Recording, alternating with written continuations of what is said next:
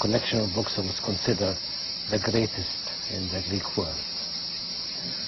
And he had a big library, a private library himself. Like and Strabo says that Aristotle taught the Ptolemies the collection of books. Yeah, yeah. So in a spiritual way, yes. we consider Aristotle an inspiration to the Ptolemies in the building of a universal library. This was the first time that, you know, the concept of a universal knowledge and universal library really materialized. Yeah. The most important element in the connection, the spiritual, the intellectual connection between Aristotle and his pupils, his impact on their mind, the way of thinking.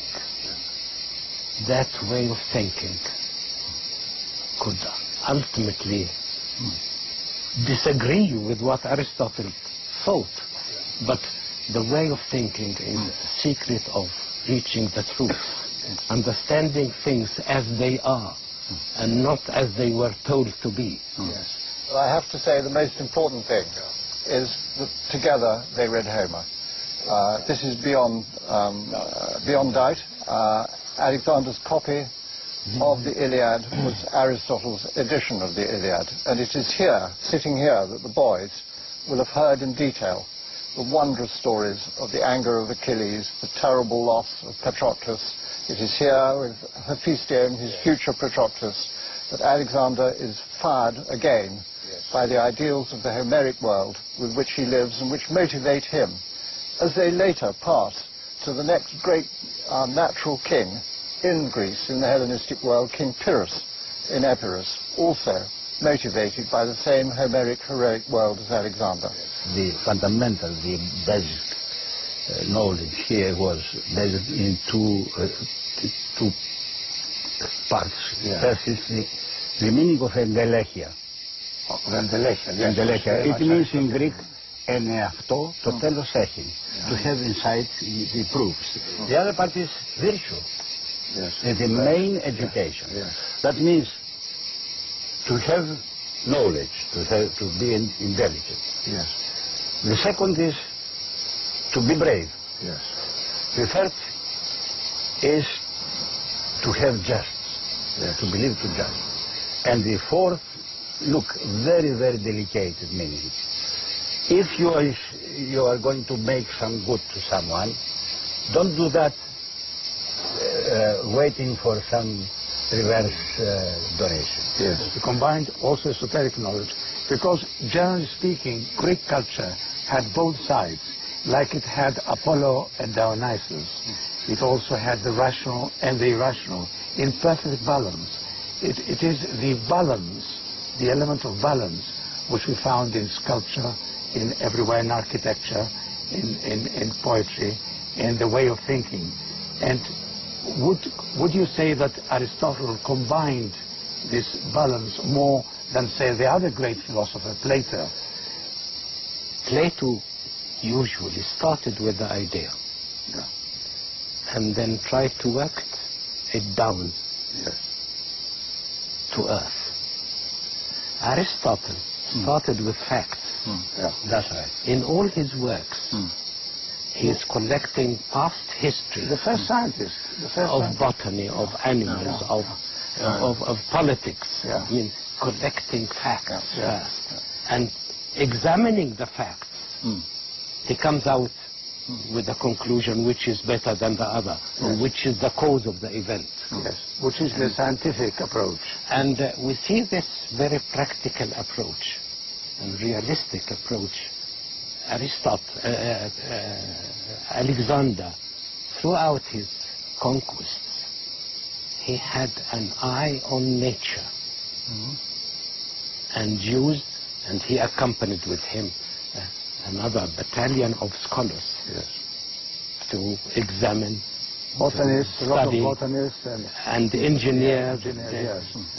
This is really the impact of a great mind on a developing great mind. And I don't think of Aristotle really forming Alexander's scientific mind. Homer has the greater impact on Alexander's solar relationship. But of course, everything said on the Aristotelian method is true. But the one thing we know, I come back to it, is that they studied Homer.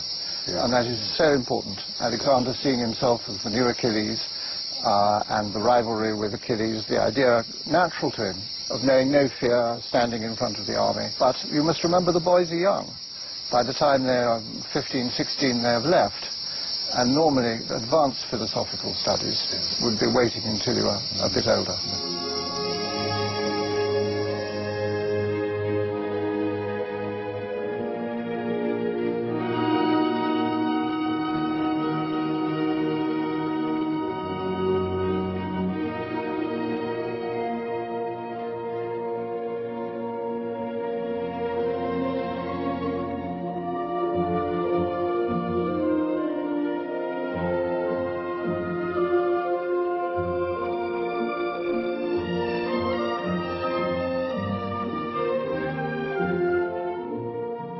Here at Pella, the image and memory of Alexander remained vital in the Hellenistic world.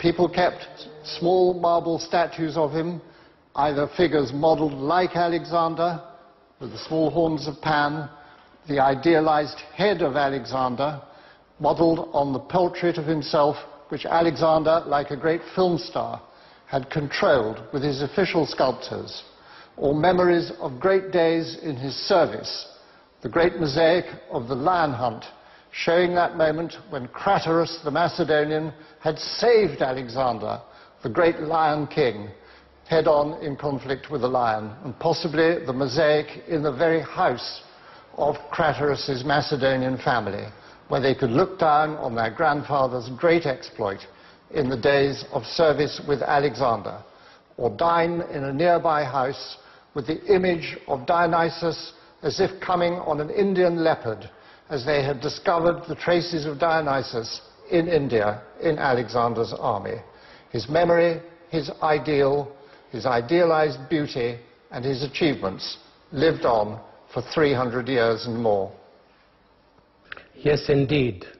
We are standing here in front of this statuette of Pan in the image of Alexander, and I can connect it with the masterpiece of the head, of course, and the undaunted courage of the lion hunt, and of Poseidon. The image of Poseidon is of special interest in the Hellenistic period. He was identified with Osiris of Egypt, and there was a widespread idea that the origin of the gods were great men. And according to Diodorus Siculus, that Osiris, alias Poseidon, went through the world as far as India, teaching mankind, civilizing mankind by teaching them agriculture, the growing of wheat in particular, the taming and breeding of animals, and reading and writing. This is a model made on the image of Alexander and his experience. And here, if he is represented as Pan, he is again a reflection of his deification as a universal God of nature.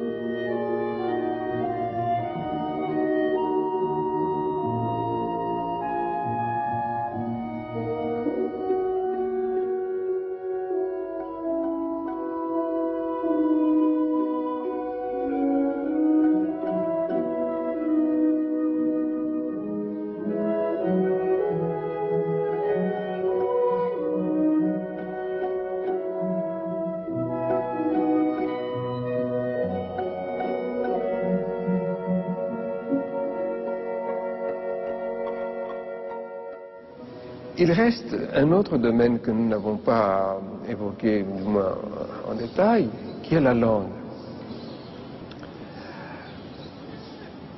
À un certain moment, nous l'avons dit, je crois que la langue grecque est la langue du pouvoir. Et en tant que langue du pouvoir, elle est utilisée dans tout le domaine. Mais jusqu'à quel point est-ce qu'elle subsiste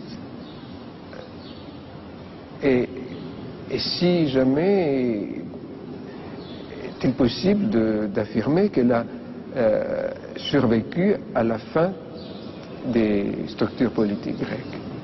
Georges. Oui, ce qui est difficile, c'est de dire à quel moment l'usage de la langue grecque s'est véritablement perdu. Mais il est facile de prouver qu'elle s'est maintenue au-delà de la disparition des structures politiques grecques. Pour l'Asie centrale, Paul Bernard parlerait mieux que moi, mais on a des attestations de l'usage du grec nettement après le début de l'ère chrétienne. 1er et 2e siècle, les attestations sont sporadiques, mais elles sont nettes. Pour des régions plus occidentales, les régions de l'Iran occidental, on a un magnifique texte qui concerne la cité grecque